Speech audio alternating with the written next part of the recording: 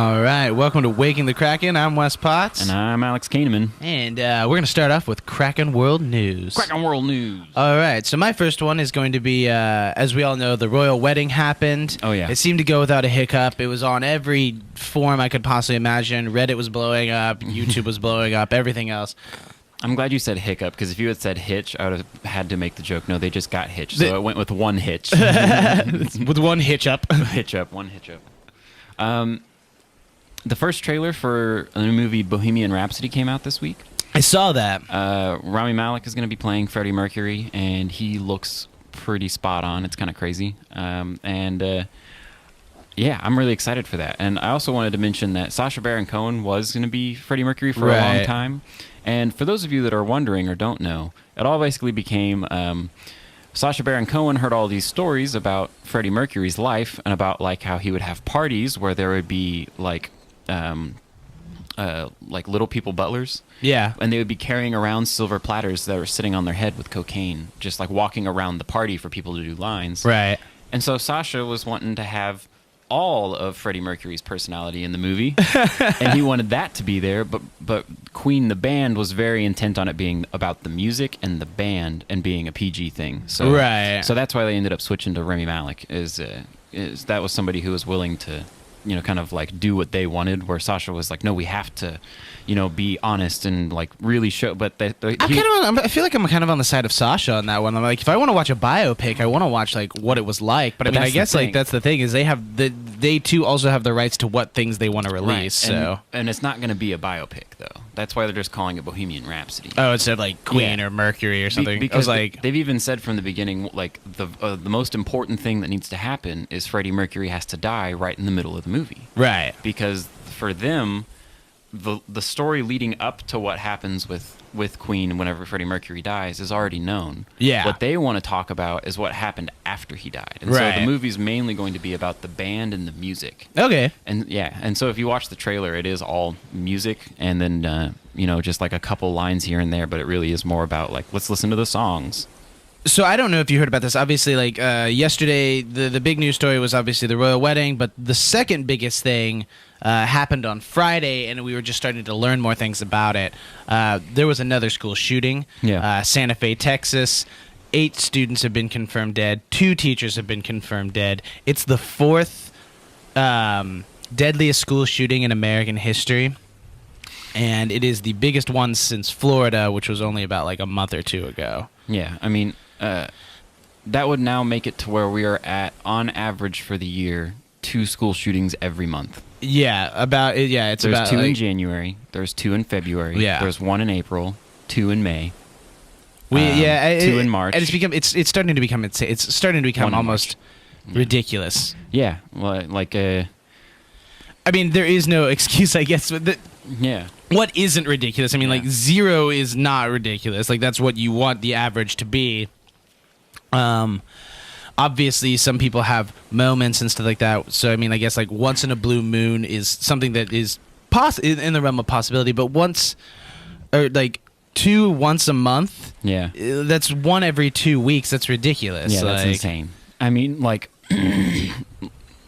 I understand that there's a big debate about, like, you know, gun control and things like that, and all of these, there's all the students doing the walkouts and all these things like that, and you know, I don't really want to be getting too political about things like that. But what I do want to get on is that, like, with all of the awareness that we have been giving the topic and all of the effort that has allegedly been put into kind of fighting this, why are we still in this year experiencing 2 a week, like 1 a week? My thing is also, I think it is a lot to do with mental health as well. Like, there's a stigma on mental health.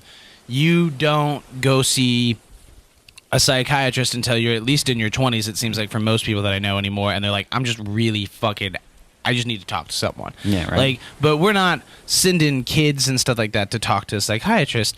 We send them to pediatricians. If they have something wrong with their heart, we send them to their heart and stuff like to a heart doctor and stuff like. We send them to ornithologist, or no, that's not a right term.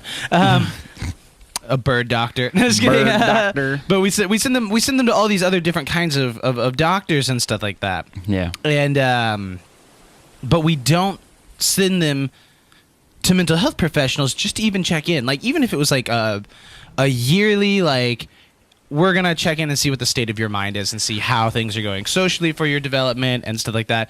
I feel like we could actually curve this, like... Yeah, absolutely. This whole thing, because I feel like a lot of these kids that wind up, like, taking their father's shotgun, taking their father's pistol, going into a school and doing these things, I feel like a lot of times they have access to a gun, and that's not necessarily always the problem. The problem is, what can we do to actually make them not want to pick that gun up for that reason at all? Yeah. Like, and honestly, like, you don't just accidentally shoot 8 children because you brought a gun to school. You don't accidentally bring a gun to school at all. You have it because you feel like you're isolated and all these other things.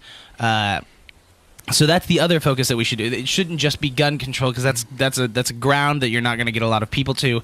It should be gun control paired with mental health issues. Yeah, and you know, there is. I just want to have one last note on this one before we move on, because this is interesting. There's been a lot of research done on childhood psychology, like why do kids act the way they act sometimes, right? And I actually did a lot of looking into this myself, because for the longest time I thought I was like sociopathic and just didn't care about people. Right.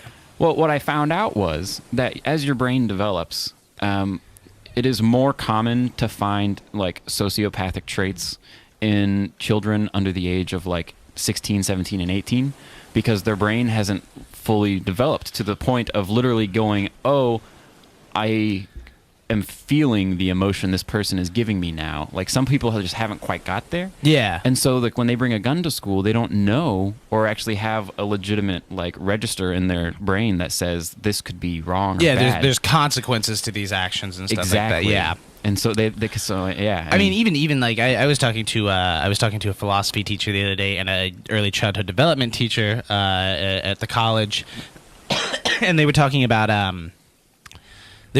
how, like, sociopathic tendencies, a lot of times for, like, especially me, I would have been a prime candidate if I would have gone away to college instead of staying in the place where I'm at now, because obviously I didn't move from different cities, but I moved through different cultures. So, like, every 4 years I would move from one school to the Christian school to the high school and stuff like that. Yeah. And so I developed this ability to become a chameleon. If I would have moved to college, like, if I would have gone to another college and stuff out of the town and stuff and detached myself from everyone I knew, I could have possibly. I had a very high percentage, according to this early childhood development teacher, of developing a more extreme case of something like that. Yeah. But that's psychopathy and stuff. Mm-hmm. It's one of those things where, these children, they don't know that they're doing anything wrong, or they know that they're doing something wrong. They know that they're more in tune with the idea of, like, I'm going to make these bullies stop bullying me. Yeah. That they become the monsters themselves. Exactly. Well, on a lighter topic, No Man's Sky has announced its biggest, largest update to the game yet, as well as it's going to be finally released on the Xbox One. Oh, nice. That's the one that we played. It's like the Intergalactic. It's the space one where you, like, take the planets. And, you played that one for a good long while. I did. And then we got into Minecraft.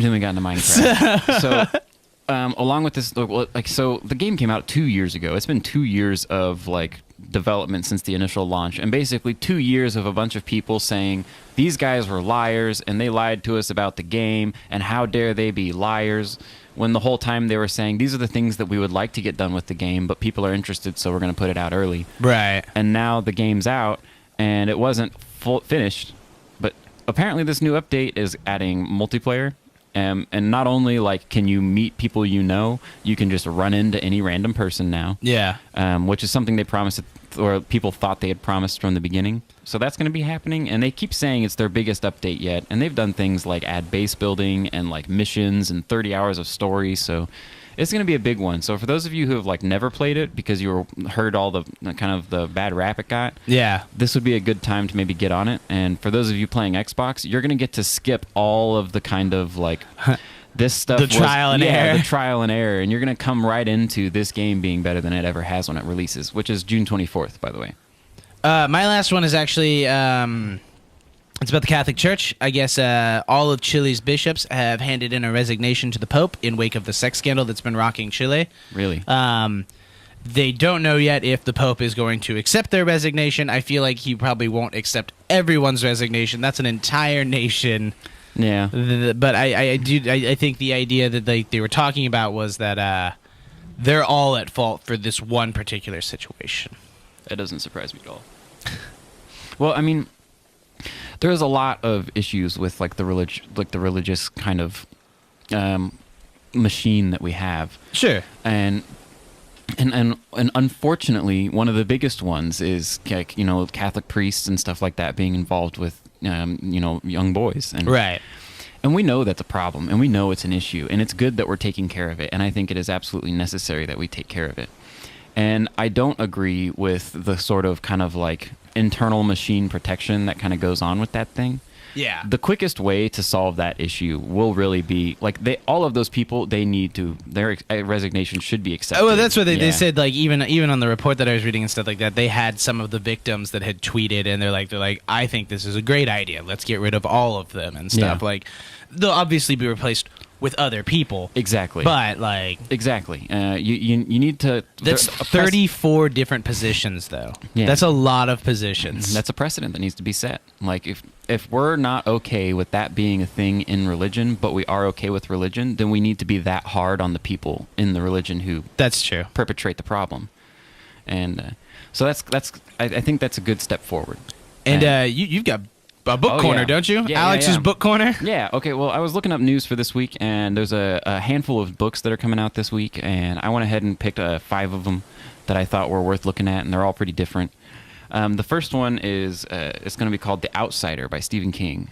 Basically, a Little League coach is under suspect of killing one of the Little League players on his team, and then throughout the search, they end up finding one of what is considered one of Stephen King's creepier villains. Ooh. Yeah. And so that'll come out this week. Another book called Ruthless Tide by Al Roker is coming out, and it's going to basically Is it global warming? Isn't Al Roker? Al Roker is the guy from like the Today Show that does the weather, right? Right. Yeah, he's doing a story of the 1889 Jamestown flood. Oh, okay, cool. So it's a whole book kind of outlining what actually happened then. So I think that would be a really cool read, especially for North Americans or people from the United States. Like that's part of our heritage and our history, and that's something that like we know about, but we don't really learn about, so to speak. Right. So that'd be an interesting book. The next one is called The High Season by Judy Blundell. I liked the thought of this one because the story is this woman is a museum director, and her marriage is kind of eh. Yeah. And the idea is she rents out her house to somebody, and then trouble ensues. And the main reason why I picked this one was because Judy Blundell, I've actually known that name from Kaylee. She loves reading, and she was huge into young adult books. Right. Judy Blundell's only ever written young adult novels, so this will be her first like venture into an adult novel. Oh, okay. What books have she like? What kind of like? What does she normally write on? I mean, like, there's obviously. I mean, even just an overarching theme. It's like one of those things where like we know that some people write about vampires, and some people write about an apocalypse where children have to be sacrificed in a large game to like for the rest of the population to be happy. Right. Well, from what I'm looking at, like Judy Blundell, she makes. Well, never mind. It's not. I don't know. So she wrote these books called Loot: How to Steal a Fortune, or Beyond the Grave. There's a whole series called The 39 Clues. They're kind of, from what I would guess, going to be like young adult mysteries. Okay, yeah. So like, it's kind of like a new version of the Hardy Boys. The Hardy Boys. Yeah, I was gonna say like the Hardy Boys or Nancy Drew. Exactly. Yeah. Okay. Exactly. All right, and then 2 more. The Restless Wave by John McCain. It's going to be a memoir on his 2008 run for election, and also kind of his commentary on our critical political climate. That one's important because if you don't know, John McCain is in critical condition, is probably going to be passing away here pretty soon. So this book is kind of well anticipated because he's probably going to talk about a lot of things that he wouldn't have wanted to talk about before. Right. Because John McCain doesn't necessarily have the best political track record. So I'm interested to hear what his side of it is. Although he did like a couple months ago just like totally do the Senate thing where he'd put the thumbs down and like destroyed a Republican vote. Yeah. And then the very last one, I just liked this. I just wanted to include this one because the story was interesting. Basically, it's just called The Glitch, and it's by Elizabeth Cohen. Sorry. Basically, a Silicon Valley CEO's company who makes this thing called the Conch, right, which is a device that you wear that just gives you advice throughout the day. Okay. That device starts to go, as described, haywire, and that's what she's trying to fix. So it's kind of like a satire on Silicon Valley CEOs and like the problems they deal with and how those are horrifying. So, I wish I could remember the movie. There's a movie like that sounds similar to that. I can't remember. I think it's on Netflix. But it's about like it's either on Netflix or it's going to be put in theaters soon. But it's about this like everyone has these ocular implants that kind of make your entire world like a smartphone and kind of stuff like that, where you can like kind of learn things about people. You know their names and everything. Yeah. But some person learns how to hack into that software, and they can make themselves invisible while they're standing right in front of you and stuff. And it looks awesome. Chloe sent me the trailer the other day. I'll try to post it on the link for this. Do you remember what it's called? No. We'll have to find out. Yeah. But it sounds a lot like that. I think that's like the it sounds just similar to that kind of thing. Yeah, right. Well, yeah, that's 5 books. That's 5 new books this week. They're all coming out. Check them out. Oh, look, I would say go check them out at Barnes & Noble, but they're going out of business faster and faster every day. Oh, I love Barnes & Noble. I mean, it wasn't like, I think it was a few months ago that they laid off like something like 60% of their experienced staff and replaced them with like young workers that they didn't have to pay much because they're going out of business. I think the thing is I just don't know how I'm going to feel about living in a future where I can't walk into a bookstore and smell all of the books. Like there's something different between like a library that has like that old book smell, which is still nice, and then that new book smell. Well, the new book smell is like you have to like it's too good. It's too good. That's why Barnes & Noble's closing down. It's like new car smell. Yeah. Yeah, like it's great for a book to smell new when you get home with it. But I want it to smell. I don't know. I know. It's just. No. I mean, like, it's just one of those things that's going to be a sad reality. It's kind of like that musty, horrible carpet smell you'd get whenever you went to a Blockbuster back in the day.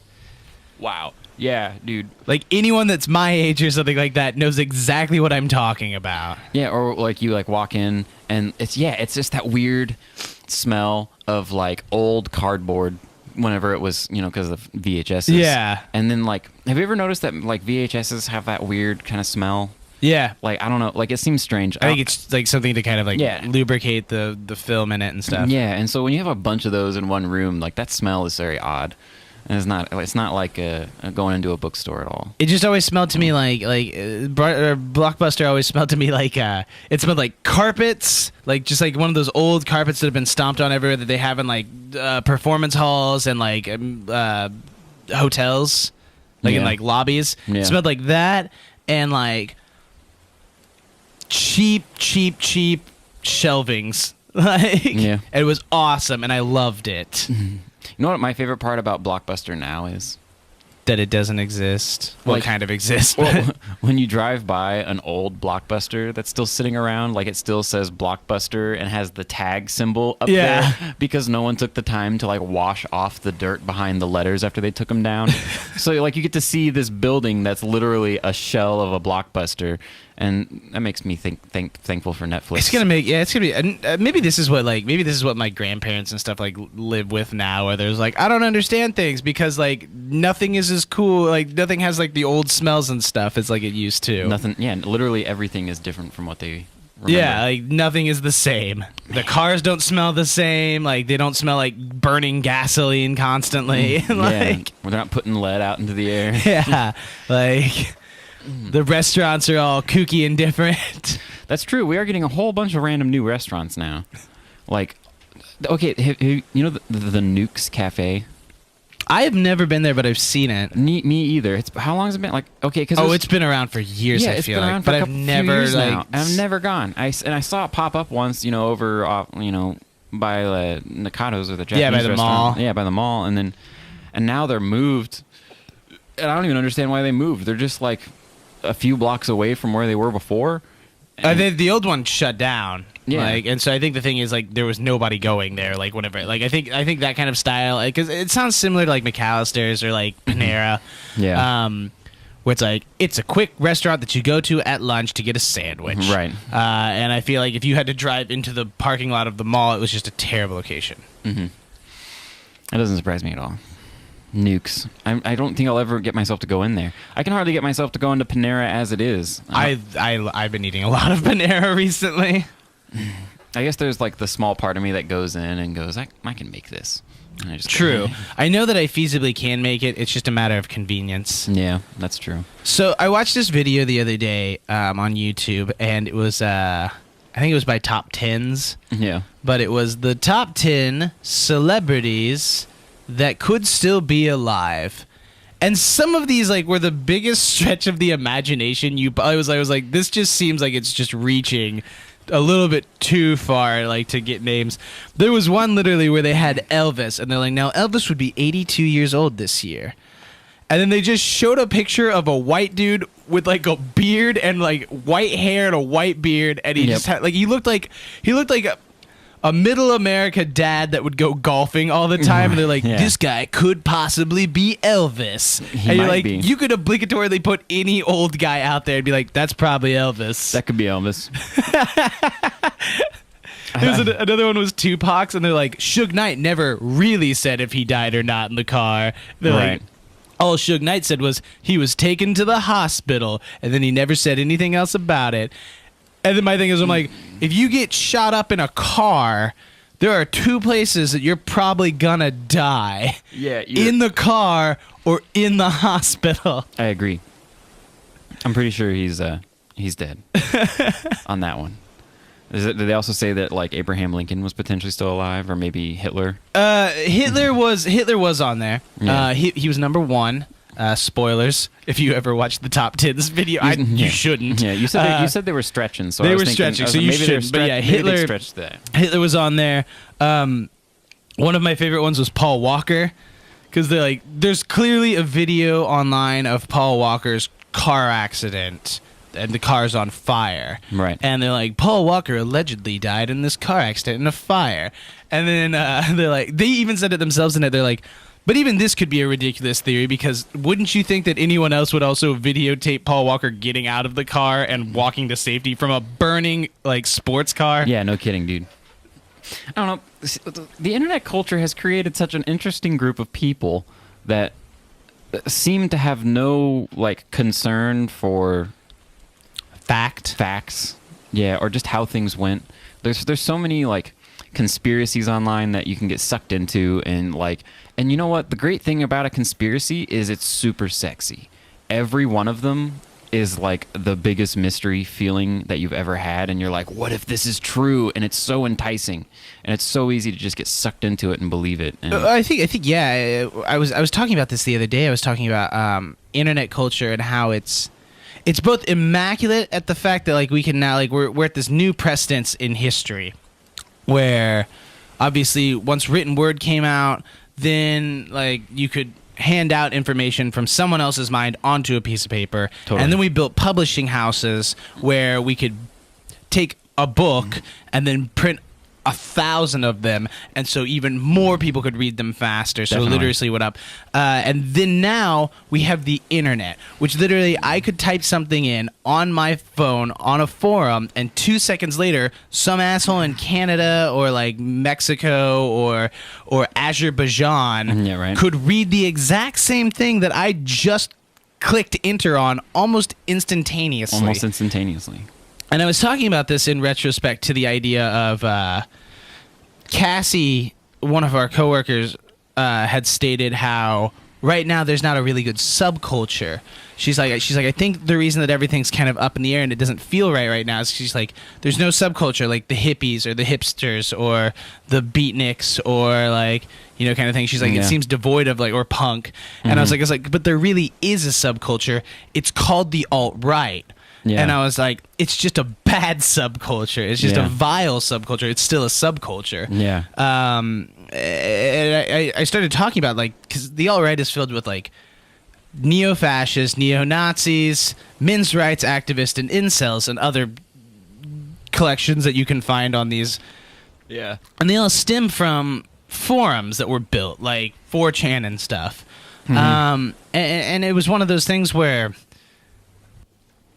that is a product of what the internet is, and it can only get worse. It could only like possibly get worse because it's unregulated. Like, and you almost have to look at it too as like there's if we start on the 0 timeline for how good something is, like to move to like a 10 level of good, you also have to go a 10 level of bad the opposite direction to maintain a certain level of balance with like the use for a particular item. And like so things like 4chan and the internet have definitely made for like trolls, memes, bullying, stuff like that. But it's also made for some of the best entertainment that I have in my life. Right. And so, and that's the thing is like what I'm saying is there's nothing wrong with the internet. Exactly. Like what I am saying is much like whenever publishing houses could start printing off books like crazy, you had a faster rate of like radicalization, such as like Mein Kampf or like the Communist Manifesto, other things. You can get people to take something and go really radical really quickly. Now the internet lets you do it instantaneously, and you don't have to find a collective of like-minded people in your area. Exactly. Yeah. We can actually communicate, with like-minded people without ever meeting them now, which is strange. You can coalesce. You can be like, look, we're all gonna go to Tonka, and we're gonna meet up and have a rally. On this date. Put it in your calendar. Yep. And then you just wait, and a bunch of people will probably agree with you, and some of them will drive further than you would think, and they will meet you there. Yeah, and they'll come from all over. And that's the thing. Like the internet can be really great on things like that. Like if you want to have like a bunch of like activism, or if you want to do other things like that, that's fantastic. Yeah. And we need those particular situations as well. Yeah. I'm worried about Nazis, man. It's a legitimate worry. I'm worried about. It's a legitimate worry. I thought we fought a war and got rid of them. Like it'd be like if like you got cockroaches exterminated out of your house, and then all of a sudden, like once one of them pops back up, you're like, fuck it, they're coming back. Yeah, exactly, dude. And that's how we treat them too, man. If you see one cockroach after you freaking clear out your house, it's war. It's war. Yeah. It's the second war at that point. You're just like, not again, not today, cockroaches. We had a war and I won because I dropped a bomb. Exactly. A bug bomb.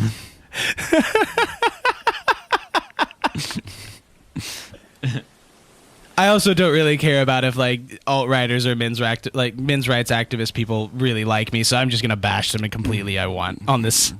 Yeah, that's fair, because I don't want to be liked. I don't want to be liked by people that like rape culture. Let's be honest. Like, and also like I don't understand incels, and I don't want them to understand me. I've watched so many things on incels. They philosophically baffle me. Exactly. I just don't. They're so far removed from my like internal logic and thought processes on how I even think. That's because we're totally Chads, man. Yeah, we are Chads, aren't we? Oh, wait, don't they call black like if you're a Chad, if you're a black Tyrone, you're a Tyrone. Yeah. Like, I just don't get it. That's because it's because it comes out of the alt-right, which has subtle underlying racism. It totally does. So what's the alt-right? What's alternative to right? Are they left? Are they left now? I don't know. No, they're fake rightists. Yeah, that's what alternative facts are. They're the worst. God damn it! Like, anyway, so let's find a new topic, not the alt-right. Okay, how about Bethesda's making a new game? Confirmed. Oh, is it like a completely different one, or is it part of the Elder Scrolls? Or it's like a totally different one. They basically, it's going to be called Starfield. Okay. I actually meant to bring this up when I was talking about No Man's Sky, because this is a problem. Basically, everything that we know about Starfield at the moment says that it's going to be No Man's Sky. So it's the exact same game. Pretty much, except it's going to be built by Bethesda, and they've got a bunch of really interesting ideas. They're going to be doing a lot of procedurally generated things. So like whole maps and stuff. Like they're going to have the 4 main planets that the game takes place on, planet size that you go around. But then there's also going to be a whole area where like the planets go on forever and they're procedurally generated, and you can explore whatever you want and meet new types of aliens and whatever you want out there. But they don't. Yeah. But so I've just been interested in this because it's because of No Man's Sky. I love No Man's Sky. Like I was like so excited for it to come out. I mean, it was fun watching you play it. Like I enjoyed it. I feel like it's going to continue to grow and it's going to be a more popular game type, kind of like Fortnite. I was going to say, do you think it's going to be like a cult game where like very niche people that have stuck with it are like, man, this game's fucking rad? Well, I mean, if you look at the statistics for like how often or like the amount of time the average player puts into it, yeah, it's mind-boggling. It's a lot higher than you would expect. Like, you know, I feel like most people got tired of that game within the first 40, 50 hours of it. Probably. Which is still getting your money's worth. Yeah. But you put in 50 hours worth into a game, and then you put 100 hours worth into a game, and then you put 200 hours worth into a game, and then all of a sudden you've got these people, like the average login time is something like 200 and something hours per player. And it's like, that's insane. Like, that means people have been playing for like hundreds and hundreds of hours since it came out, and like nonstop, and they're just with it the whole time, and now Starfield's coming out. Yeah. And then people are going to love it because it's Bethesda. Well, yeah, and Bethesda's like not a 12-man company like No Man's Sky is, you know. Speaking of space, I just listened to the new Arctic Monkeys album, and it's very Bowie-esque.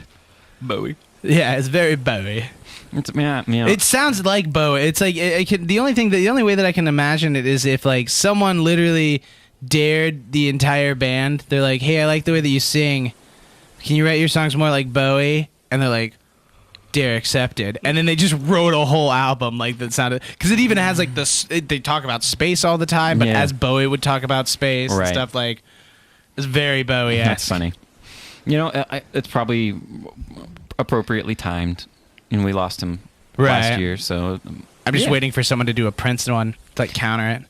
That's gonna happen. And then they go on tour, and it's just Bowie and Prince going on tour like everyone wanted, but two different people, like two different bands. Yeah. Oh, dude. Okay, so the Childish, This Is America. Everyone knows that song, right? And this will be the third week I've said "This Is America" on this microphone now. But if you watch Saturday Night Live that same weekend that came out, he did 2 live songs because he was hosting. Yeah. And he did this other one. I don't remember the name of it, but like. I keep listening to the video and going back to it and being like, okay, I want to know what his album's gonna be like. And have you ever played the Persona games? No. All right, okay. They're Japanese. All that matters is the music in them is incredible. Right. And it's like extremely fast paced, high energy, like lounge music. Okay. It kind of sounds like Muzak, but it's so well put together and so well written, and it just is like right that you can't help but get it stuck in your head.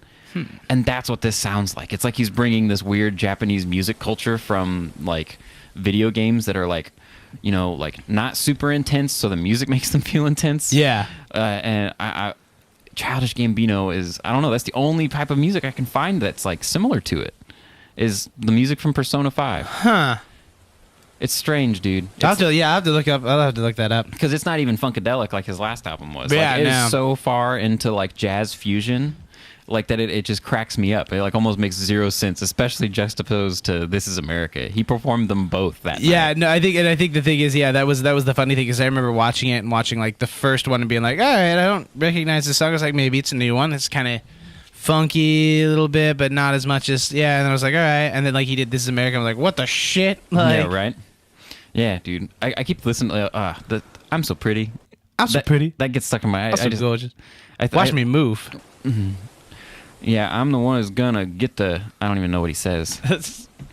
But was it the one where he goes, "I got the plug on Oaxaca"? Oh, there's that one. They're gonna buy you that blanca.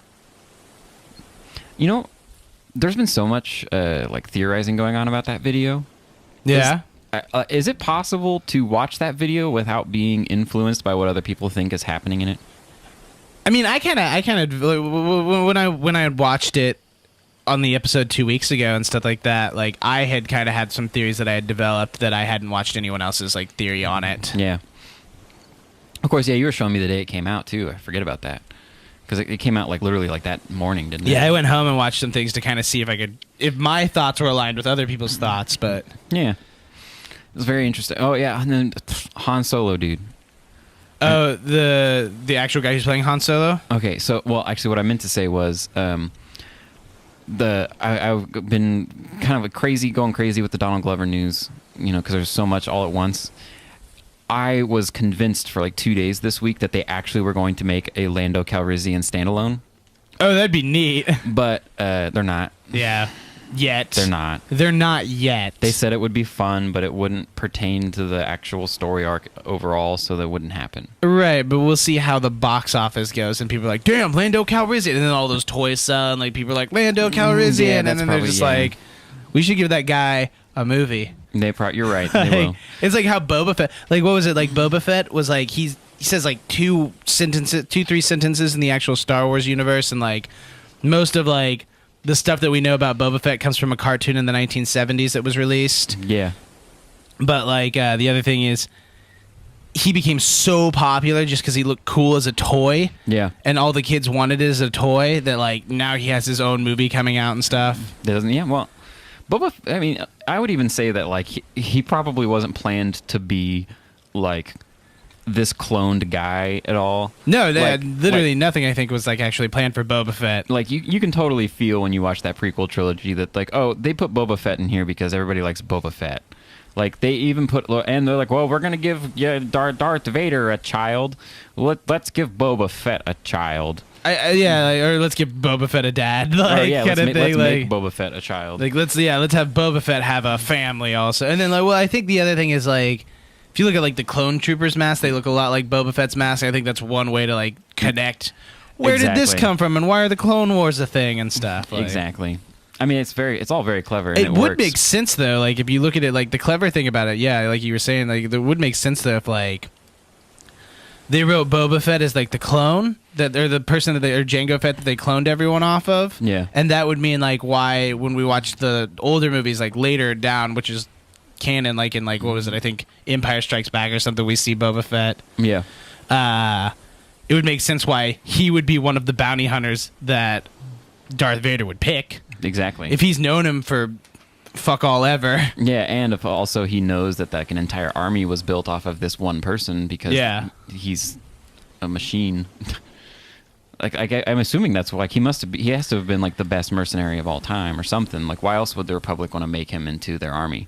Yeah, I think it was either he had to be like a really great assassin or he was just available. Like like that's the other thing. Like he may. They must have like looked him up on Craigslist, like looking for man to make army out of. It's like if you like took the Iceman from like the 70s and just cloned an entire American army off of him. Straight up. It's just a bunch of psychopaths. Like, that seems like a terrible idea. That does seem like a terrible idea. It's like not only do you get all of their killing like abilities and stuff like that, but you also get all of their psychosis and like prone to like natural degenerative things. He's really good, except he likes to eat everyone he kills. he insists on not wasting anything. His neurons started to die at 30, and now he has kooky ideas about things, and we've bred that into all of our clones. So speaking of soldiers, should we go to SuperFight then? SuperFight. I think we moved it on from last week, right? we moved it from last week. Did we get any responses? We didn't get any responses. Oh. But I think we should call Hamilton Blocker and see if he can just tell us what's up. Yeah. Yeah, let's wait. We got to bring in the... We're going to bring in the bone for this one. The mediator. Let's see. Excuse me. Well, while he's getting a hold of him, I want to let you guys know that gastroenteritis is a very painful thing. I had to deal with it this week. If your stomach ever starts hurting really bad, just go to the hospital. You know, because you don't want to be throwing up and then dehydrate yourself because your body thinks you need to throw up when you don't need to throw up. I say, yeah, it was pretty miserable. Oh, is he coming now? I don't know. Oh, okay. We'll see if he answers. But what does Hamilton really have to do? That's true. He'll probably answer. If not, we'll call Patrick. Oh. Welcome to Prank Phone Calls with Wes and Alex. Your call has been Nope. Lame. So back to gastroenteritis. So if you feel what feels like a ball in your belly, that's not a good thing, right? So you want to like make sure that if you eat something and your stomach starts hurting, that you go to the doctor and you get that taken care of. Prescription antacids are amazing. I mean, it cost me less than $3 to get all of my medication. That's worth the time. Are we getting Patrick now? I don't know. We're going to try. Okay. Prank calls with Wes and Alex. We should just ask him if his refrigerator's running. Patrick, you better pick up this phone. You're our most popular guest that we have on this show. If we don't, we're just going to we're gonna pick Jack Bauer because it's fate. This is tough. Please leave your message. Oh my Damn it, gosh. Patrick! You piece of shit. Oh wait, here he is. It's Hamilton. Hamilton?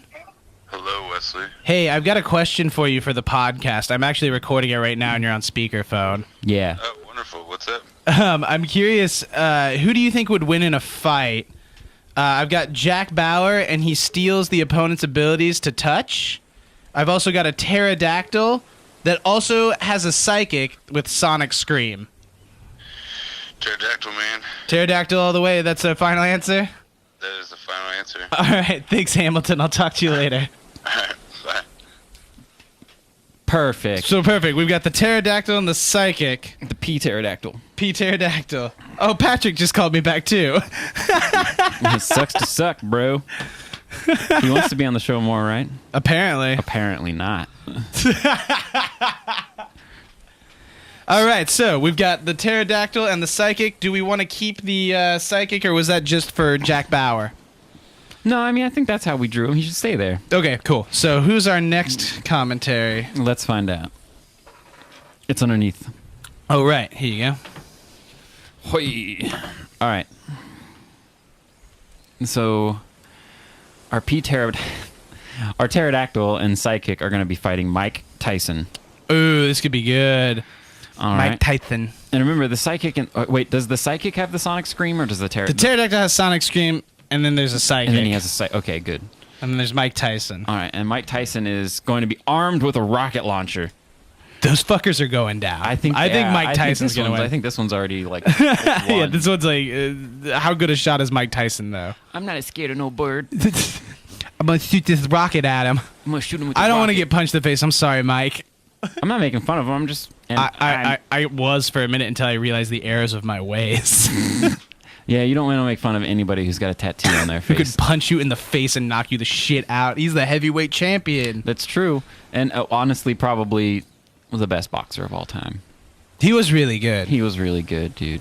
I mean, yeah, there's the argument with Muhammad Ali. You know, Muhammad Ali was really, really good, but Mike Tyson is just unfair. Have you seen him punch another person like legitimately, like boxing? I watched the one with Holyfield where he bit his ear off. That was one thing that I was watching at the time. I was over at like one of my friend's dad's house, and he was watching it, and they were like scarred for life. That's crazy. Someone bit someone's ear. Man, that was probably like whenever we were watching the Super Bowl that one year, and Justin Timberlake accidentally pulled out Janet Jackson's breast.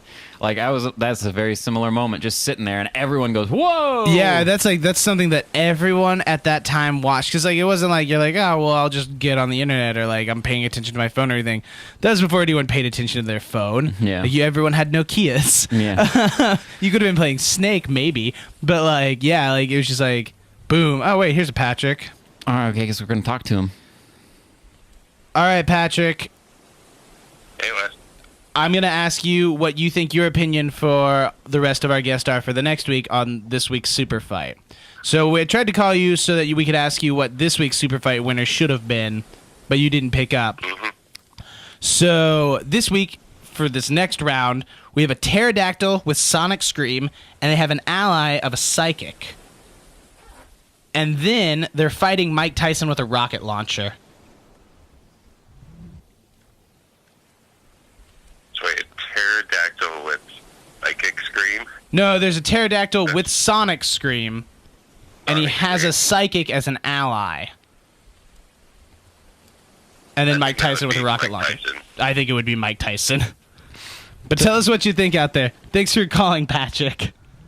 You're welcome. I feel like I'm on like, I feel so radio right now. Radio. It's like, thank you for calling. You're the second caller. Yeah, right. Caller number 2. We are pretty much radio. Yeah, but we're like the internet, so no one calls us. No, you're right. No, we need to start doing that though. We need to start calling more people randomly. Yeah. Or maybe we can start doing like live questions. I think we should. I would actually have that written in my notes for this week, because I want to do like a live episode sometime. Yeah. So let's try and do that. Let's try to do a live episode soon. Let's start working on making live episodes happen. We'll try to get a guest. You think Kaylee will do it? I'm sure she would if we asked. Sweet. But if not, I'm sure there's plenty of other people. I'm sure we get the Bone or Patrick or yeah. or President Obama, former Yeah. President Obama. Yeah. Dude, we should do that. Let's try to get former President Barack Obama. Let's try to get the Queen of England. She one time got an invitation to a wedding and she went to it. So maybe she'll be on our we'll be like, so how was it that Harry just got married? Exactly. Man, I cannot make myself watch that. Like what? Like maybe you know a little bit better than I do. What is the significance of the royal wedding, or is it just because it's like the event, so people just make it because people like the royal family? I mean, obviously, William's wedding made more sense because it was like, here's when the king, like the future king, is gonna marry the future queen, right? Or not queen. I guess she's not considered the queen. You have to be royalty to be considered a queen, Right. But anyway, like it was like the future king Right. getting married, so you're like, it's a big deal. This one didn't make as much sense to me. I don't know if every like I'm not English, so I Right. don't know if like every royal family member gets it, or if it's just one of those things. Since like William and Harry grew up in the spotlight because of Diana and stuff like that, if it just was like something that was a big international deal or something, or It's true. Maybe it's the fact that Harry was a bad boy, like he had those troubled past, and then he settled down and had a wifey. Yeah, maybe. Yeah, you're probably right. It probably is just that. Or just a place where all the celebrities could show off because they wore decade ago. Like, did you see David Beckham just like looked like the epitome of British, like where he had like the really low cut like waistcoat and everything. Oh, really? Yeah. That's funny. No, I didn't find the time to view any of it. I was working on other things while I did it. And like yesterday when I was at the shop, it was so busy that I didn't watch anything on it. Yeah. It's understandable. I heard about it. That's why it was the smallest thing that I had for mentioning for the news. But I could have cared less, honestly. It didn't really bother me too much. Yeah. Maybe that's just something I don't think I'll ever really be able to understand because I just didn't grow up in that culture. I think like funerals will be a really big deal, and I think like crownings will be a big deal. Yeah. So like when Charles winds up taking over from Elizabeth. When Elizabeth, obviously, before that dies or hands over the crown and stuff like that, those will be big deals that I'll probably wind up watching because that's history. Like that's like coronations and stuff. But like weddings, I don't need to see how one of the top 20 richest families in the world get married. Yeah, that's true. Yeah, like the top 20 richest families. I've never thought about money that way. Yeah, as like families and like. The most, gosh, that's terrifying. The 20 richest families probably own so much money. Because I was watching something on them, and they're like, the British family isn't in the top 10 richest billionaires in the world, but they are in the top 20. Top 20. They don't make top 20s, do they? They always make top 10s. Yeah, it's always top 10s or top 100s. Sucks to suck. They can make it on the top 100s. They make it on the top 100s. Maybe they'll do 20. Maybe they can get like William's youngest son right now and stuff like that. And they can put him on a 25 under 25 to watch, and then he can totally 25 under 25. That makes more sense. I don't know, top 10s though. That's like such. It's too good. That's an echelon. It's an echelon, man. If you can be listed in a YouTube top 10, you're more famous than I am. That's true. Unless it's like, I don't know. I don't want to be listed in like top 10 worst podcasters. West Potts. Shit, I'd take that, dude. Like if people would come to me thinking I was going to be the worst podcaster ever, and then they'd be like, "Well, he's not that bad." Then I would get the not that bad guy. Yeah, be like, "Yeah, it's out. He's the not that bad podcaster." We could try to be the Wesley Willis of everything. We're like, "Hey, we have a lot of problems, but we're gonna fucking keep doing it anyway." I'm the podcaster formerly known as bad. I've worked really hard. Now I'm on the top 10 mediocre podcaster list. Top 10 mediocre. Top 10 podcasts you might want to check out every once in a while. Top 10 podcasts that you can listen to once. One time. Well, what do we do next? I think that's all my things that I've got really for this week and stuff. Guys. Like I mean, like it's a busy week. I started putting all the old What's Haunting Wes and Nate's up on YouTube. Yeah. So you can find those under Moth Brothers. Outside of that, I got a couple more things done this week that I was kind of working on some filming kind of stuff. That's really all. I mean, I worked a lot this week. It was really busy. Yeah, a lot of people got sick, and graduation was this week and other things. So yeah. Oh, I guess one last interesting thing. The studio got a new member this week named Preston, as a golden conure.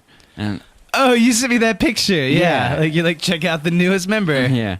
So the bird basically kind of got forced on us.